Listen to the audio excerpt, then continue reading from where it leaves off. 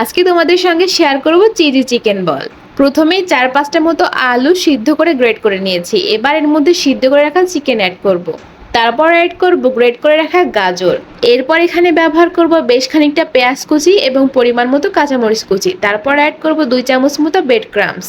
এরপর দিয়েছি পরিমাণ মতো লবণ, সামান্য একটু শুকনো মরিচের গুঁড়া, একটু ধনিয়া গুঁড়া, একটু গোলমরিচের গুঁড়া, সামান্য একটু গরম মশলার গুঁড়া। তারপর দিয়েছিলাম একটু ম্যাগি মশলা। এরপর সমস্তটা খুব ভালোভাবে মিক্স করে নিতে হবে। খুব ভালো মতো মাখানো হয়ে গেলে এবার এখান থেকে একটু একটু করে নিব আর গোল গোল লাড্ডু লাড্ডু করে কয়েকটা বল তৈরি করে নিতে হবে। এইভাবে আগে থেকে বল করে রাখলে কিন্তু প্রত্যেকটা চিকেন বলের সাইজ একদম সমান হবে। এই দেখো আমার সমস্তটা কিন্তু বল বল করা হয়ে গিয়েছে। এরপর আমি আলাদা একটা পাত্রে বেশ খানিকটা ময়দা ব্যবহার করেছি। এরপর এখানে সামান্য একটু লবণ আর পানি অ্যাড করে একটা ঘন ব্যাটার তৈরি করে নিতে হবে।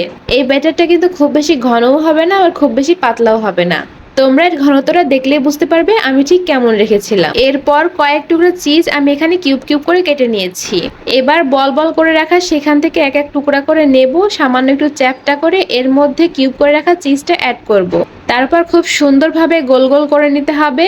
এই চিজি চিকেন বলটা কিন্তু অনেক মজা হয়। অনেকেই বলে থাকো চিজটা পারফেক্ট ভাবে, সেক্ষেত্রে তোমরা ফ্রিজ থেকে বের করে একদম ডিরেক্ট ব্যবহার করবে, দেখবে একদম পারফেক্ট রেজাল্ট আসবে। আর ভাজার সময় অবশ্যই একটু কম সময় নিয়ে ভাজতে হবে, অর্থাৎ লো হিটে ভাজতে হবে, তাহলে দেখবে পারফেক্ট একটা রেজাল্ট পাবে তোমরা। যাই হোক, কথা বলতে বলতে আমার এখানে কিন্তু সবগুলো বল তৈরি করা হয়ে গিয়েছে।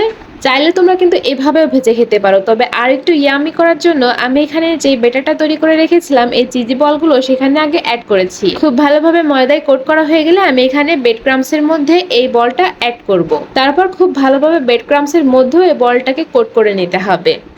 এখানে আমি কিন্তু বাড়িতে তৈরি ব্রেড ক্রাম্বসটা ব্যবহার করেছি। রেসিপি কিন্তু আমার পেজে দেওয়া আছে, চাইলে কিন্তু চেক করতে পারো। যাই হোক, আমার চিকেন বলটা একদম তৈরি হয়ে গিয়েছে। এবার একটু ভেজে নেওয়ার পালা।